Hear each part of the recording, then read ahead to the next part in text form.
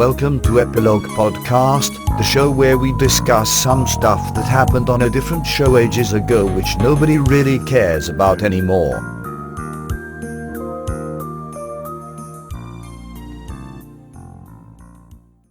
Hi, I'm Portponky. And I'm LeBloc.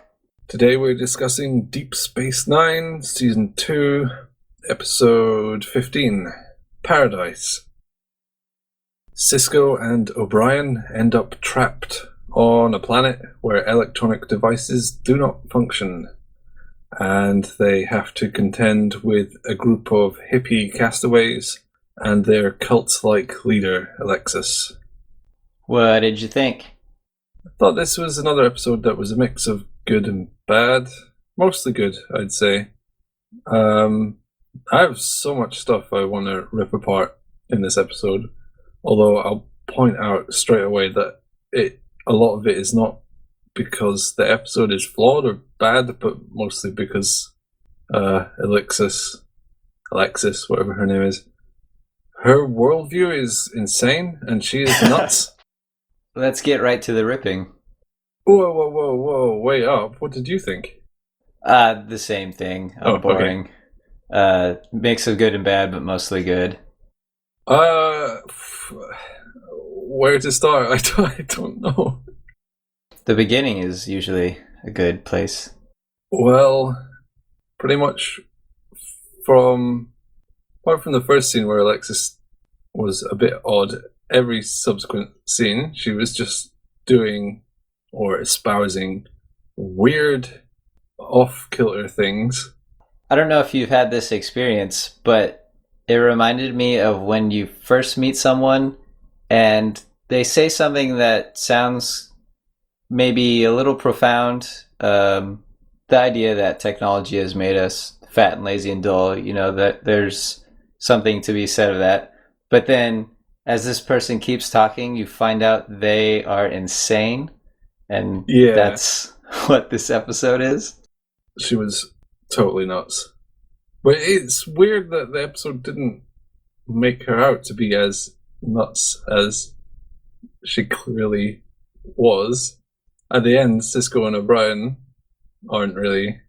But they take her, I guess, to be tried for essentially crimes she has committed. But they're not... They let her monologue at the end rather than just phasing her. Nope, you're done, phaser. Had enough of your crazy nattering.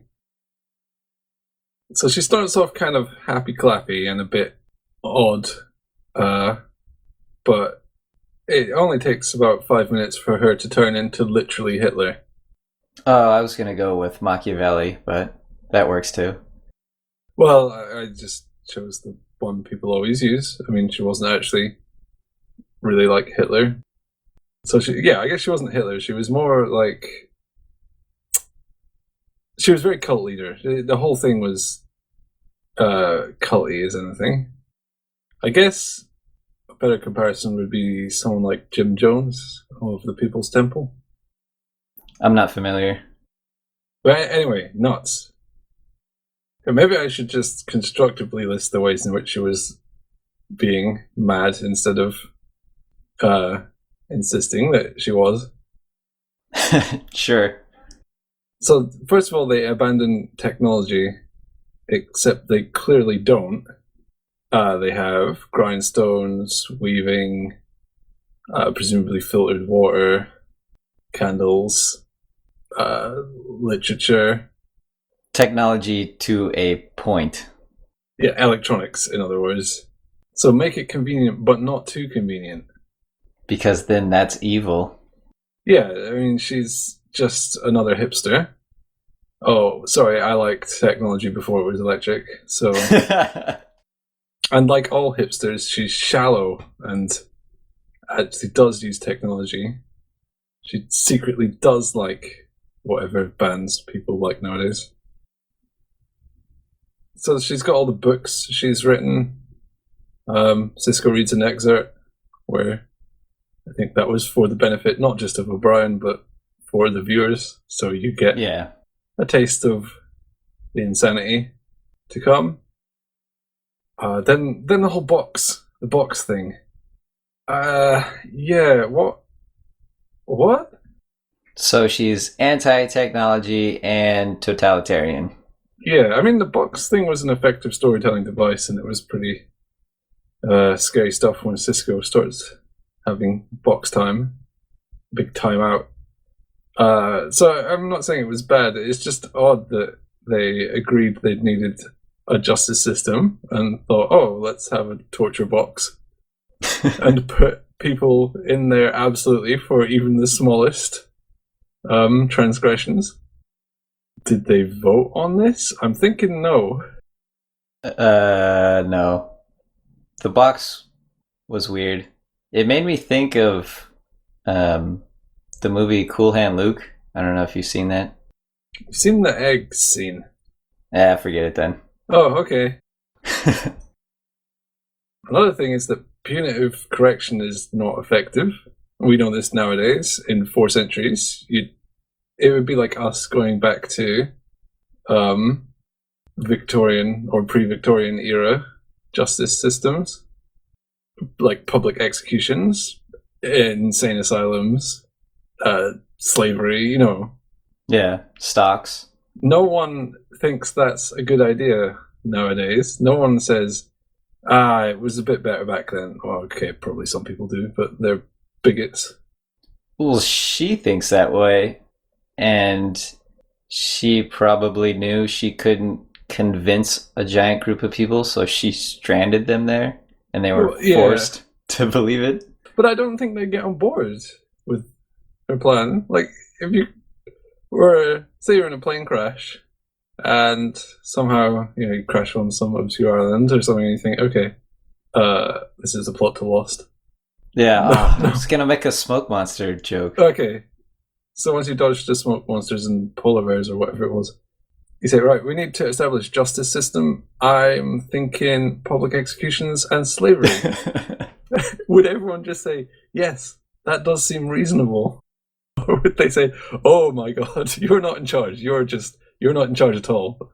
Don't make any more suggestions. That must have been what they went through, yet they all said it was a good idea. She likes books, so maybe she has Lord of the Flies with her, and she showed them, look, we'll just devolve into chaos if you don't let me do whatever I want to. Yeah, it sounds good. Yeah, they should have had a conch. Or is it conch or conch? I think it's conch. I see. Yeah, so the guy stole a candle. He looked like he was about 26, and he still hasn't learned that stealing is wrong. Also, the fact that he needed a candle that badly. And they're just not that into sharing, that they would get someone tortured over a candle, makes me think that their little encampment is not doing well. I'm trying to imagine why someone would need a candle that badly.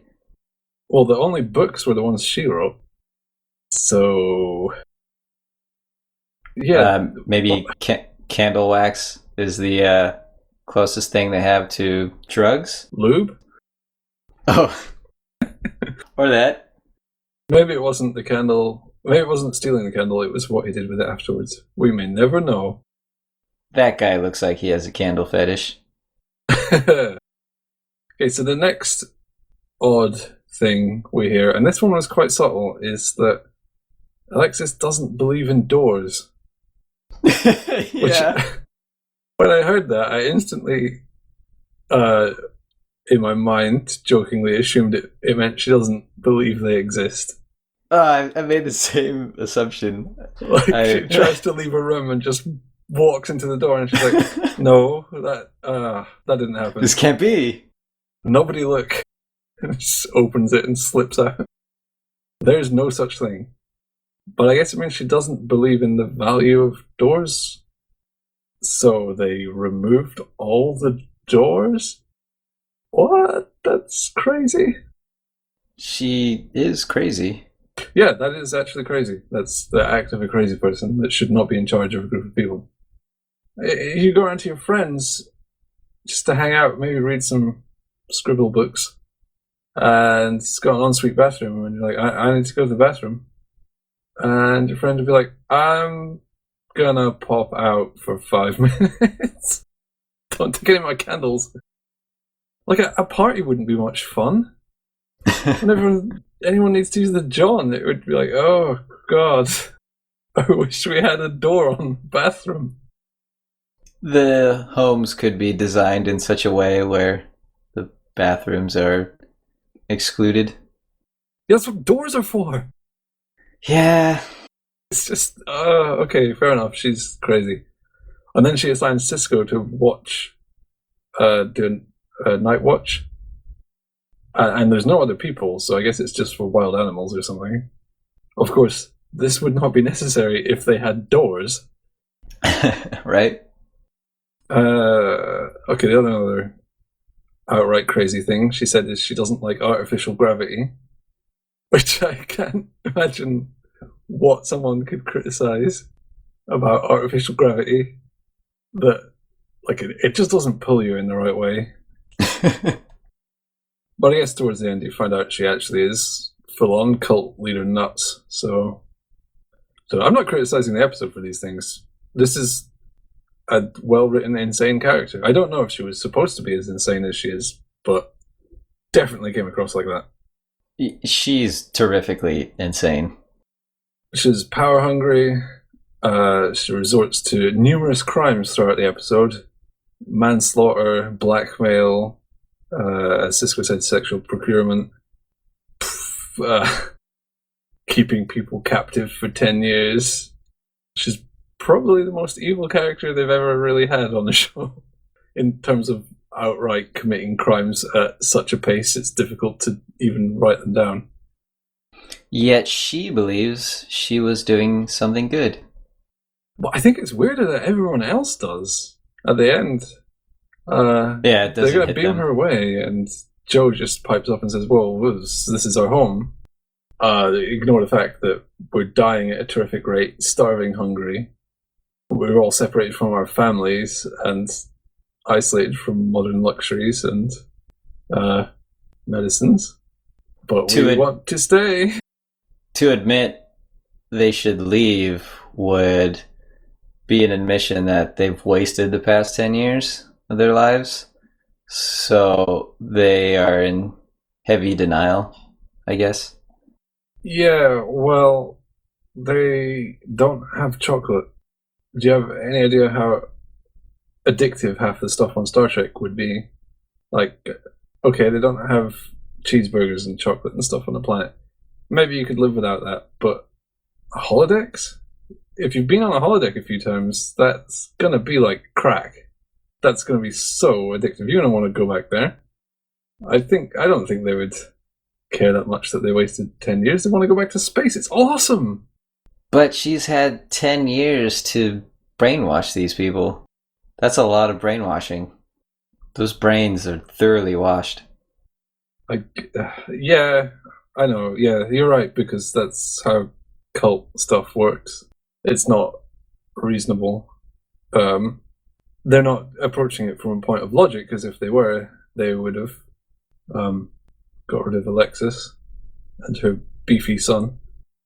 Also, Joe didn't actually ask anyone else what their opinion was. He just told Cisco that to go away and not take them. No one else actually spoke up.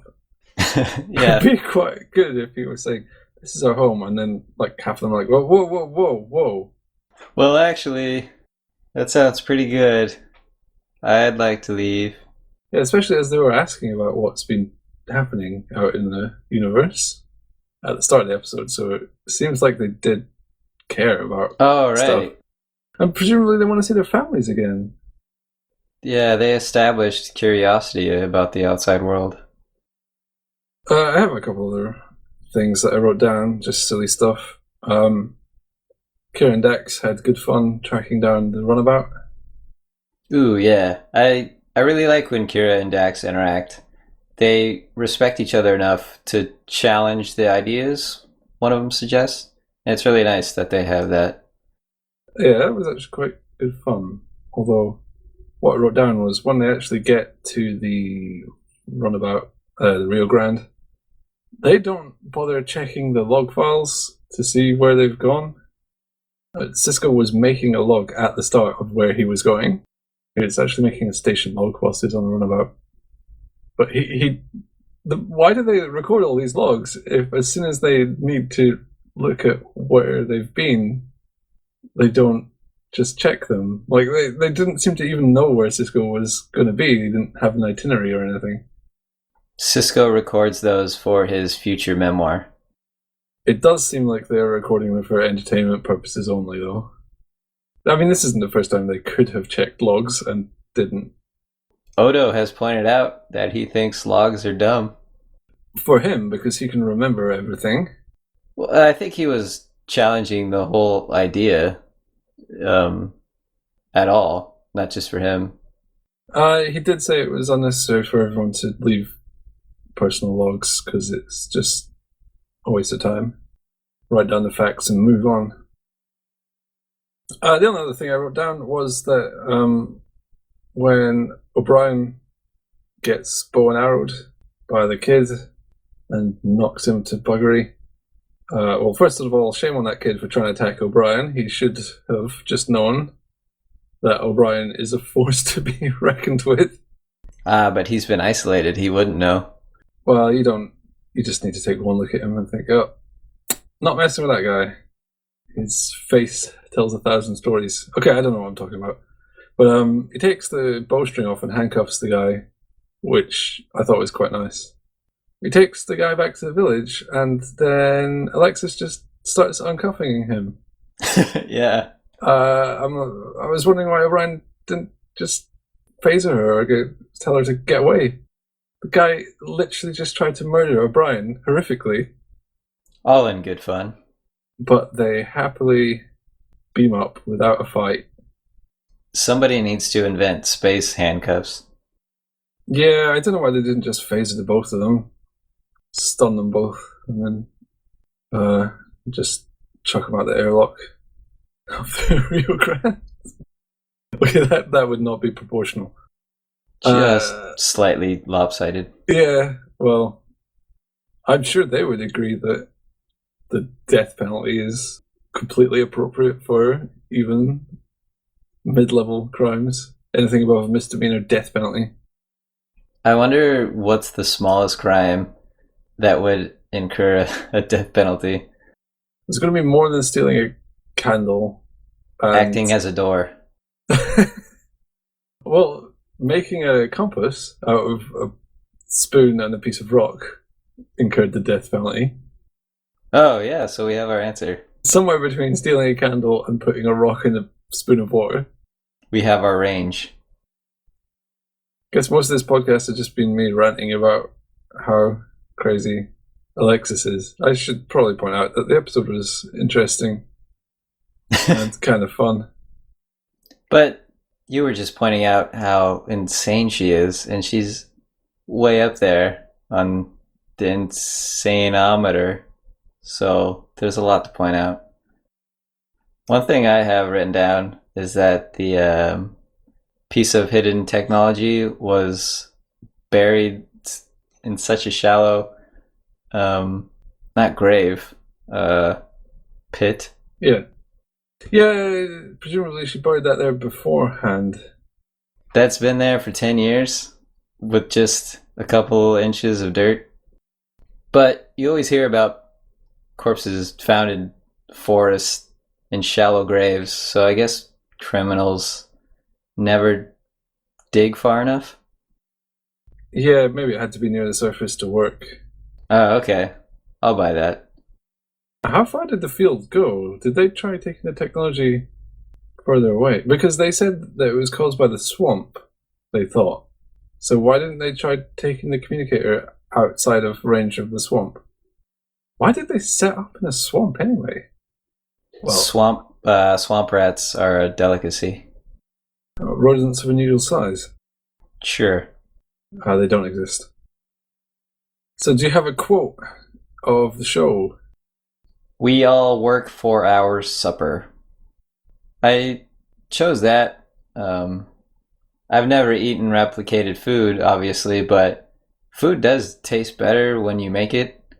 I've found that in my experience. Even when I make something simple or don't even do it completely correctly, it tastes good just because you gathered the ingredients and whipped it together. Yeah, there's definitely something to be said for a fresh home cooked meal. So she had some good ideas, but then you find out she's crazy. Oh, I just realized another thing that she's crazy. Yeah. Well, Brian spends, I don't know, an hour mucking about with his little machine, and his crime is wasting time. Are they that pressed that every second needs to go on working the crops and stuff? How dire is their situation? Surely you could just say, "Oh, you wasted the day. Well, no supper for you." That would be the logical agreement that they made at the start. You have to work if you're going to eat our food. The trains must run on time.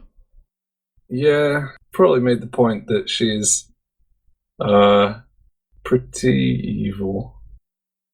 Although the show doesn't seem all that concerned about it. Yeah, I think that's the bad thing about this episode.